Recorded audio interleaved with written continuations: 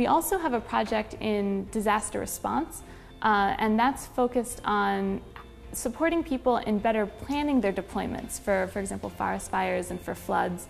And how can we change how people plan and provide intelligent aids so that they can more seamlessly use robots as a part of their deployments. In that work, we're leveraging the fact that these teams which deploy for disaster response are increasingly using web-based tools so that they can log in remotely wherever the team is. It's potentially a very large team, and in one place plan their deployment, which resources should be deployed in what order and where, who has what available.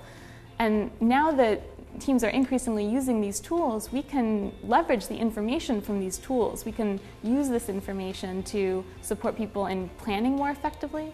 We can use it to extract domain knowledge that would help, for example, an unmanned aerial vehicle or an autonomous ground vehicle respond more intelligently in what's a very uncertain environment.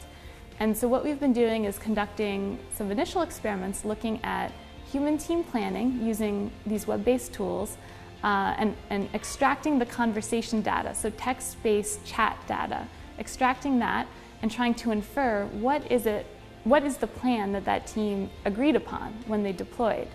And that's useful because if we can infer what plan they agreed upon, we can look for issues in that plan and potentially have an intelligence system interact through the tool with the people so that they can strengthen the quality of that plan.